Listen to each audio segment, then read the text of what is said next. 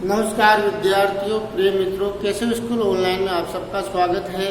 आज हम भूगोल के भाग 3 में पार्ट जो 5 है आपका जनसंख्या, प्रवास और मानव विकास में हम प्रवास, विश्व के प्रमुख अंतर्राष्ट्रीय प्रवास की चर्चा करेंगे। आपकी बुक में 2 विश्व के अंतर्राष्ट्रीय प्रवासों का उल्लेख है, एक यूरोपीय प्रवास और एक है एशियाई प्रवास। तो आज इनकी हम चर्चा करेंगे। प्रवास के हमने अर्थ इसको समझ लिया है, उसके भेद समझ लिए, उसके पक्ष क्या है, फिर उसके प्रकार क्या है।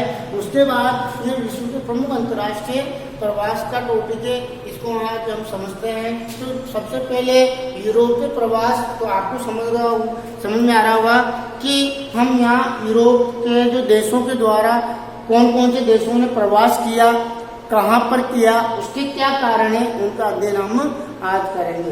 तो यूरोप, सबसे पहले तो यूरोप के प्रवास में हम ये समझे कि यूरोप के कौन से हिस्से के जो देश है उन्होंने प्रवास किया है।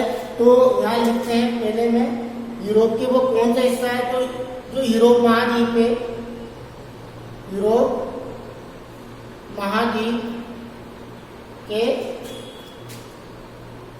उत्तर पश्चिमी, जो यूरोपीय महाद्वीप का जो उत्तर पश्चिमी हिस्सा है वो प्रवास करता है। यानी यूरोप का कौन सा भाग है, उत्तर पश्चिमी भाग के देशों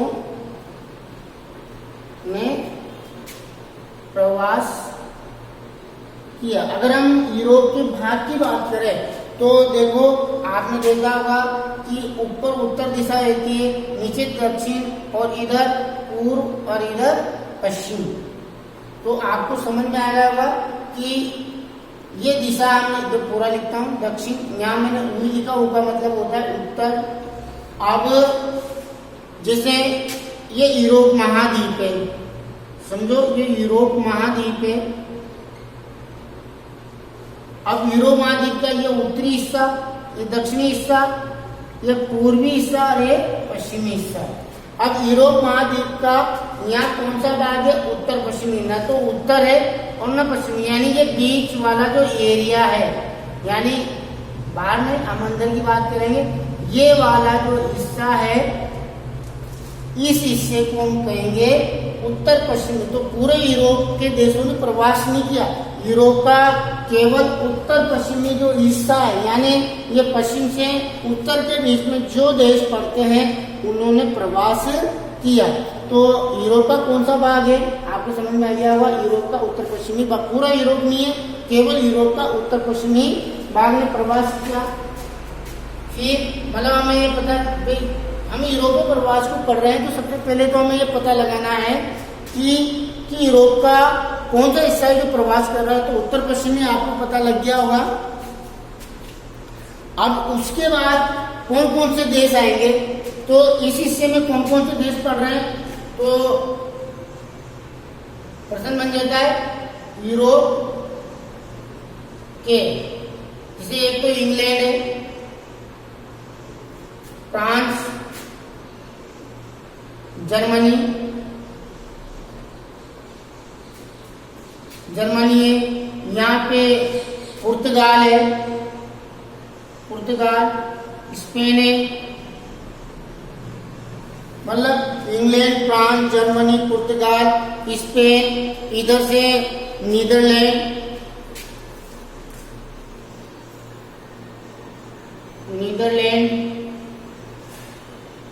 आदि, यानी इस हिस्से में ये देश आते हैं। फ्रांस भी आ गया, इंग्लैंड भी आ गया, नीदरलैंड भी आ गया, पुर्तगाल भी आ गया, जर्मनी भी आ गई, ये सब देश। तो हमने 2 चीजें पढ़ी यहाँ पे, यूरोप का कौन सा हिस्सा उत्तर पश्चिमी से प्रवास हुआ, फिर यूरोप के उत्तर पश्चिम में कौन से देश है, यानी यूरोप के प्रवास करने वाले देश कौन से, इंग्लैंड, फ्रांस, जर्मनी, पुर्तगाल, स्पेन, नीदरलैंड आदि देशों में प्रवास किया। अभी आपको समझ में आ गया होगा, इसको हटा देता हूं मैं।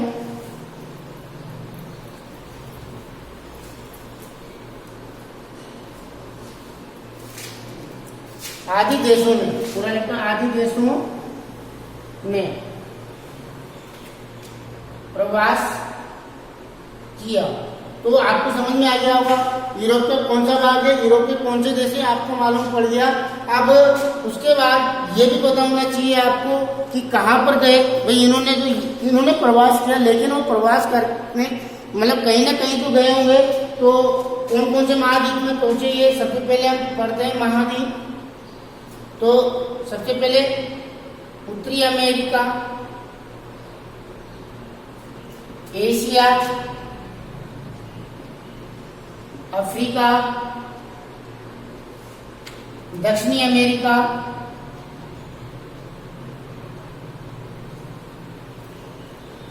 आदि में यूरोपीय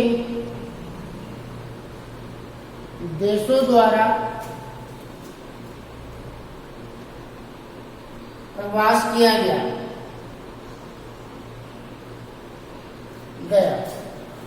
समझ में आ गया होगा। हमने 3 चीजें, यूरोप का कौन सा भाग है जिसने प्रवास किया, यूरोप के कौन से देश है जिन्होंने प्रवास किया और उन्होंने कहां पर किया, तो ये भी हमने पढ़ लिया। अब इसके बाद हम पढ़ेंगे कारण क्या रहा। हम कारण पढ़ेंगे कि इन लोगों ने अपने मूल स्थान को क्यों छोड़ा, यूरोप को क्यों छोड़ा। तो कारण में सबसे पहले हम पढ़ेंगे मानव संसाधनों की कमी।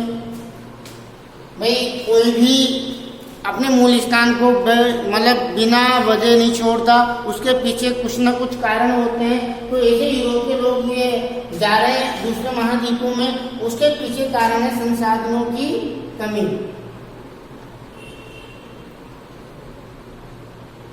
की कमी होगी, संसाधनों की कमी होगी। एक कारण ये भी हो गया जीवन स्तर में कमी, जीवन स्तर में गिरावट।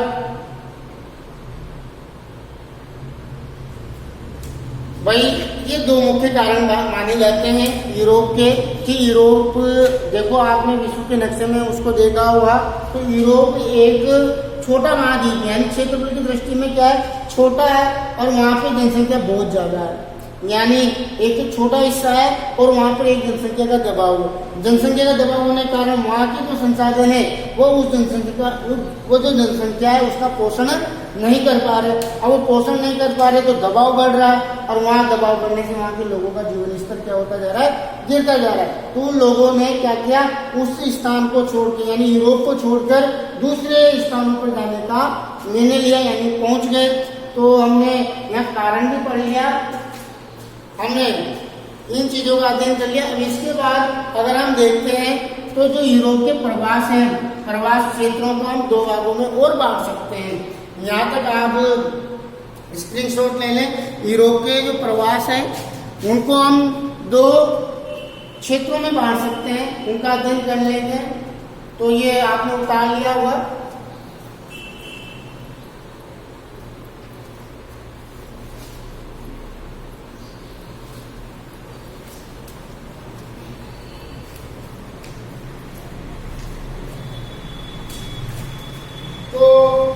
यूरोपीय जो प्रवास है इसके जो क्षेत्र हैं, मतलब यूरोपीय प्रवास के क्षेत्र, जो यूरोपीय प्रवास के क्षेत्र है उनको हम 2 भागों में बांट देते हैं।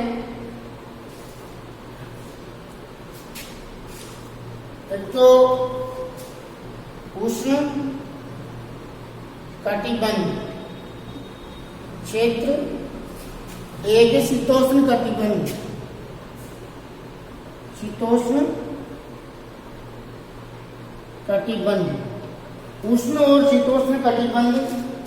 तो जो यूरोप के लोग हैं हमने देखा कहाँ पर गए, अभी देखा उत्तरी अमेरिका गए, दक्षिणी अमेरिका गए, अफ्रीका गए, एशिया में गए, तो वो तो वहां गए। लेकिन यूरोपियन द्वारा जो प्रवास किया वो जिन क्षेत्रों में पहुंचे उन क्षेत्रों को हम 2 भागों में बांट सकते हैं। एक तो उष्ण कटिबंधीय क्षेत्र और एक होता है शीतोष्ण कटिबंधीय क्षेत्र। यानी यूरोप के लोग या तो उष्ण कटिबंधीय क्षेत्र में गए हैं और या फिर वो गए शीतोष्ण कटिबंधीय क्षेत्र में। देखो इन्होंने 2 क्षेत्र इसलिए चुने कि यूरोप है वह उत्तरी ध्रुव के बहुत नजदीक है। यानी यूरोप में 12 महीना यानी पूरे साल भर कह सकते हैं ठंड रहती है, यानी सर्दी का मौसम रहता है, गर्म जमीन होती है। तो वहाँ के लोग उस वहाँ की कठोर जो जलवायु थी उससे वो निजात भी पाना चाहते थे। हमने कल जो पक्ष पढ़े थे उसमें एक कारण पक्ष पढ़ा था, उसमें हमने प्राकृतिक और भौतिक कारण भी पढ़े थे, जिसमें आया था जलवायु भी। तो जलवायु भी लोगों को प्रवास करने के लिए प्रेरित कर देती है। तो यूरोप की जो जलवायु है कठोर है, तो वहाँ के लोगों ने उस जलवायु से निजात पाने के लिए उष्ण कटिबंधीय क्षेत्र और शीतोष्ण, उष्ण का मतलब होता है गर्म इलाकों में पहुंचे, और शीतोष्ण का मतलब होता है शीत से बना होता है, लेकिन शीतोष्ण का मतलब होता है शीत प्लस उष्ण, यानी ये मतलब शीत भी रहता है, मतलब ये न तो ज्यादा गर्म है और न ज्यादा ठंडा, यानी शीत भी रहेगी, वहाँ शीत ऋतु भी आएगी, उष्ण ऋतु भी यानी गर्मी भी आएगी। तो ये शीतोष्ण कटिबंध में पहुंचे। तो उष्ण कटिबंध वाले क्षेत्र कौन कौन से माने, जैसे यहाँ लिखता हूँ उत्तरी अमेरिका, एशिया, दक्षिणी अमेरिका, यहाँ साथ लिखता हूँ दक्षिणी अमेरिका,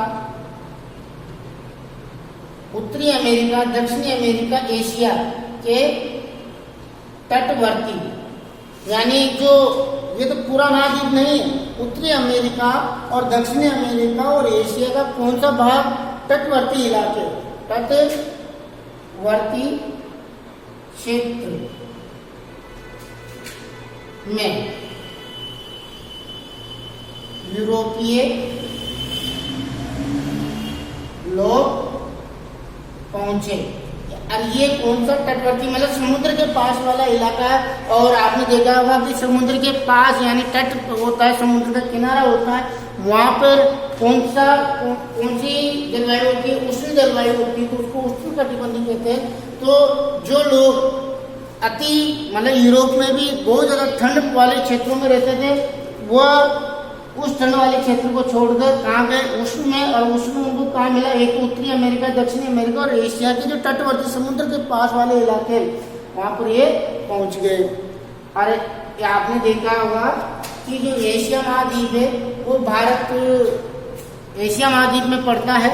अब एशिया महाद्वीप में जो भारत का जो दक्षिणी हिस्सा है वो दोनों समुद्र से घिरा हुआ है, तो इसी वजह से आपने देखा होगा कि जो अंग्रेज हमारे शासनकाल मतलब हमारे भारत में आते हैं, व्यापार के उद्देश्य से आते हैं, लेकिन वो धीरे धीरे वहाँ की शासन नीतियों में हस्तक्षेप करके वो वहाँ की शासन भी करते हैं वहाँ पर।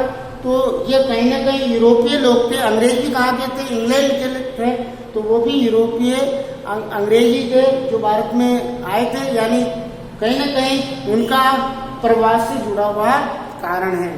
तो यहाँ आपको समझना उष्ण कटिबंधीय क्षेत्र तो ये है। अब आते हैं शीतोष्ण कटिबंधीय क्षेत्र। तो शीतोष्ण कटिबंधीय क्षेत्र में कौन कौन से हिस्से हम देखते हैं। एक तो मतलब इसके लिए लिखते हैं इन क्षेत्रों की जलवायु यूरोपीय लोगों के लिए अनुकूल थी। जैसे अब कौन से देश हैं, मतलब यहाँ हम देशों की बात करेंगे, जैसे यूएसए का मतलब होता है संयुक्त राज्य अमेरिका, आपने लिखा होगा यूनाइटेड स्टेट अमेरिका यानी संयुक्त राज्य अमेरिका। फिर कनाडा संयुक्त राज्य अमेरिका, कनाडा। इधर से दक्षिणी अफ्रीका,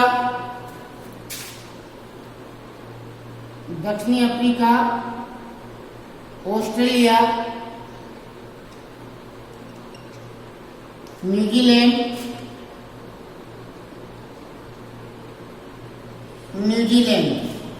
कनाडा, दक्षिणी अफ्रीका, ऑस्ट्रेलिया, न्यूजीलैंड आदि में पहुंचे। यानी कहने का मतलब है समशीतोष्ण कटिबंध, मतलब शीतोष्ण कटिबंध ऐसे क्षेत्र है जो यूरोपीय लोगों के लिए अनुकूल थे। कौन कौन से थे वह, यूएसए, कनाडा, दक्षिणी अफ्रीका, ऑस्ट्रेलिया, न्यूजीलैंड आदि, इनमें ये पहुंचते हैं। तो हमने यूरोपीय प्रवास को पढ़ा। इसमें यूरोपीय प्रवास में ये भी समझा कि कहाँ के लोग गए, यूरोप के कौन से हिस्से के लोग प्रवास करते हैं। फिर हमने यूरोप के कौन से देश जिन्होंने प्रवास किया। फिर हमने देखा कि यूरोप के जो देश जिन्होंने प्रवास किया वो विश्व के कहाँ पर पहुंचे, वो भी हमने देखा। फिर उसके क्यों उन्होंने प्रवास किया, कारण भी पढ़े हमने। फिर इसके बाद यूरोप के जो प्रवास के जो क्षेत्र थे उनको हमने दो भागों में बांट के, यानी दो क्षेत्रों में बांट कर पढ़ा। जैसे उष्णकटिबंधीय क्षेत्र, तो उष्णकटिबंधीय क्षेत्र में हमने कहाँ पर पहुंचे। फिर हमने शीतोष्ण कटिबंध में देखा कहाँ पर पहुंचे। एक नोट लगा के आप लिख सकते हैं भाई, यूरोपीय लोगों द्वारा सर्वाधिक प्रवास कौन से देश में किया गया। अगर ये बात ये पूछे आपसे तो यहाँ लिखो यूरोपीय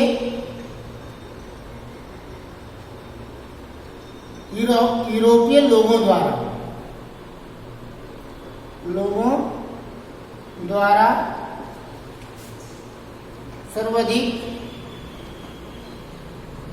प्रवास यूएसए में किया।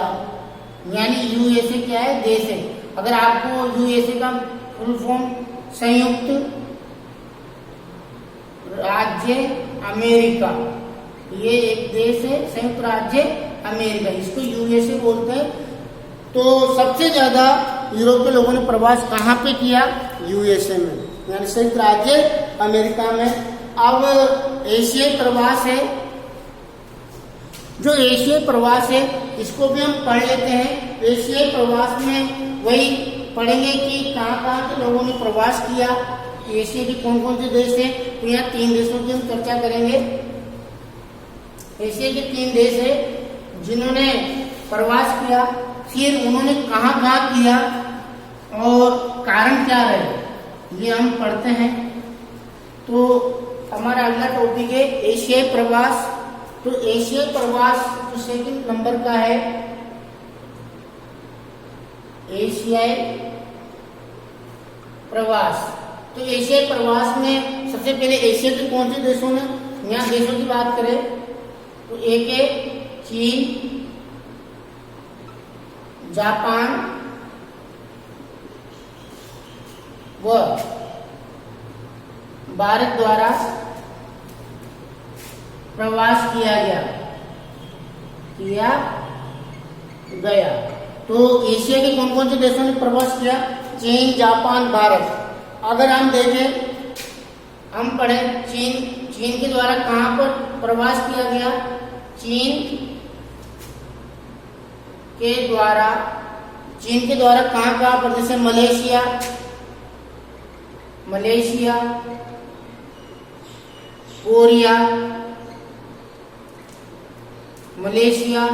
कोरिया, यहाँ अगर हम देखें मलेशिया, कोरिया, मंचूरिया, ये देश है। फिर इसके बाद हम देखें वियतनाम,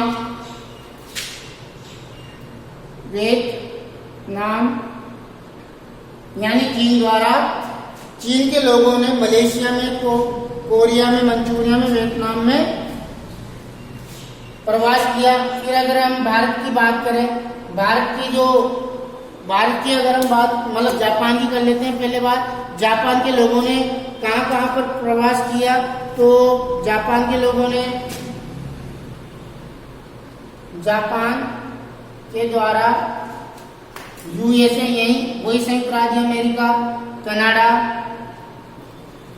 यूएसए, कनाडा, इधर से मंचूरिया, कोरिया, मलेशिया, हवाई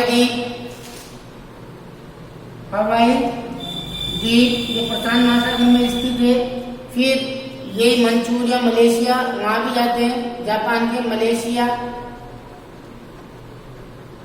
मंचूरिया आदि में जापान के लोग गए। 3rd नंबर पे अगर हम भारत की बात करें तो भारत मोस्ट इम्पोर्टेंट है कि भारत के लोगों द्वारा प्रवास किया और क्यों किया गया, ये हम भारत के लिए पढ़ेंगे। तो भारत के लोगों ने देखो, धर्म प्रचार। धर्म में भी हम देखें कौन से धर्म के लिए प्रचार किया था, बौद्ध, यानी धर्म प्रचार के लिए ये श्रीलंका गए। श्रीलंका के बाद ये म्यांमार,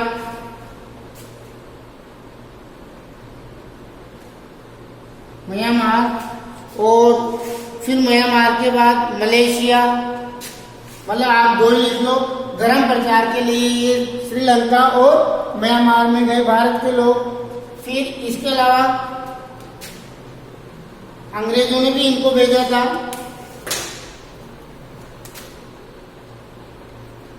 अंग्रेजों द्वारा बंधुआ मजदूरी,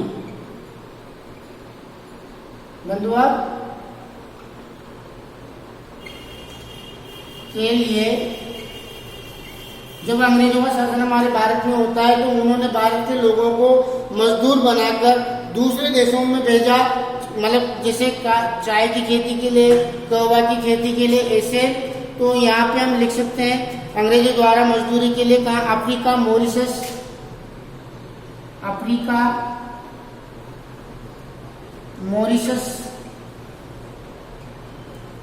मॉरिशस, फिजी, देश है फिजी,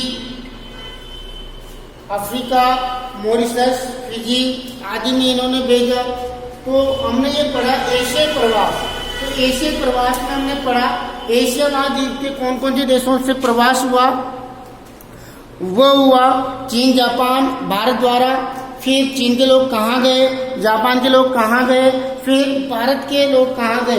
तो भारत में हमें ध्यान रखना दो कारण है। एक धर्म प्रचार के लिए ये अंग्रेजों द्वारा बंधुआ मजदूरी के लिए भेजा गया था। अंग्रेजों द्वारा तो अफ्रीका, मॉरिशस और फिजी में भेजा गया, और धर्म प्रचार के लिए श्रीलंका और म्यांमार में भारत के लोग ने प्रवास किया।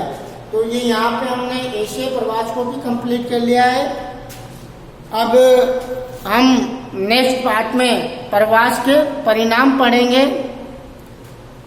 तो आप चैनल को जितना हो सके सब्सक्राइब करें, वीडियो को लाइक करें ताकि हमें मोटिवेशन मिलता रहे और हम और इससे भी अधिक अच्छा प्रयास कर सकें। तब तक धन्यवाद।